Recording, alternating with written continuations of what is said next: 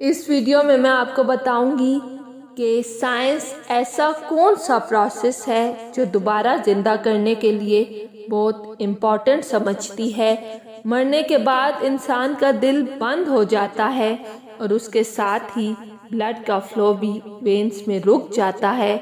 जब बॉडी के different parts तक ब्लड की सप्लाई नहीं पहुंचती तो एक एक करके ये पार्ट्स भी फेल होना स्टार्ट हो जाते हैं। मरने के बाद से लेकर क्रायो प्रोटेक्शन का प्रोसेस स्टार्ट होने तक ब्लड का सब फ्लो लाजमी रखना होता है ताकि ब्रेन और ऑर्गन्स तक ब्लड पहुंचता रहे।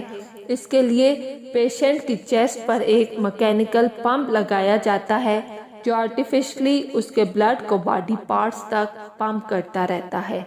लेकिन मामला यहाँ ख़त्म नहीं होता। इसके बाद ऑपरेटिंग रूम में स्टार्ट होता है असल एक्शन। यहाँ पेशेंट की बॉडी में से सारा खून एक पंप की मदद से निकाल लिया जाता है और इस खून की जगह एक खास केमिकल वापस बॉडी में डाल दिया जाता है। यहाँ ये समझना ज़रूरी है कि इंसान की बॉडी में 70% पानी होता है।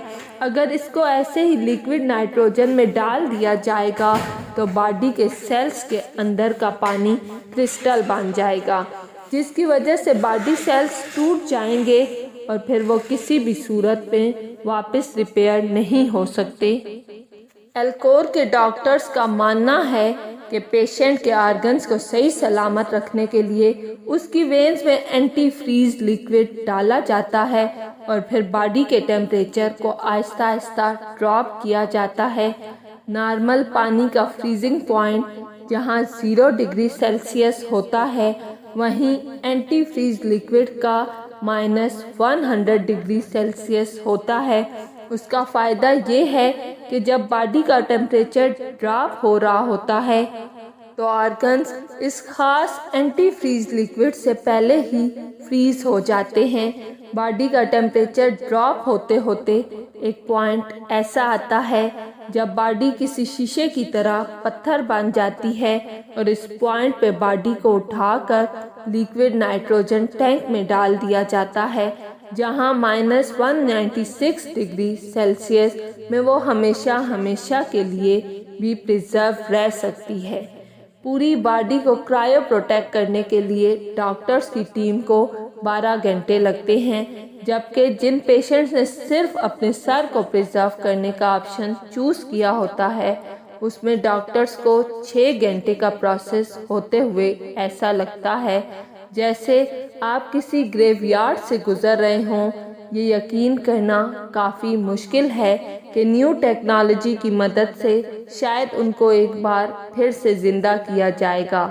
हर कंटेनर के बाहर उनके अंदर मौजूद पेशेंट्स की फ़ोटो भी लगाई जाती है और उनकी फैमिली रेगुलर उनको विजिट भी कर सकती है। इन्हीं पेशेंट में कैलिफोर्निया से ताल्लुक़ रखने वाली अनीता रस्किन भी हैं। अनीता को बॉडी के डिफरेंट पार्ट्स में कैंसर था और उनको पता था कि वो अब ज़्यादा अरसे तक जिंदा नहीं रह सकती।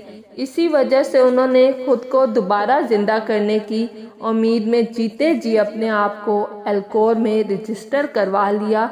अनीता की ज़िंदगी के आखिरी दिनों में उन्होंने कई टीवी इंटरव्यूज़ भी दिए और हत्ता के अपने ऊपर होने वाले क्रायोनिक प्रोसीजर को भी शूट करने की परमिशन दी।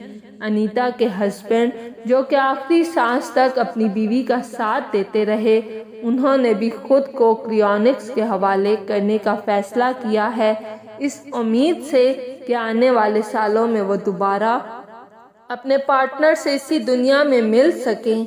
नाजरीन, क्रायोनिक्स का एक कॉन्सेप्ट हमने कैप्टन अमेरिका और स्टार वार्स जैसी साइंस फिक्शन मूवीज़ में देखा है, लेकिन क्या अब साइंस फिक्शन वाकई एक हकीकत में बदल रही है कि नहीं, ये आने वाले वक्तों में ही पता लग पाएगा। अगर आपको मेरी वीडियो पसंद आई है तो लाइक और सब्सक्राइब लाजमी कीजिएगा।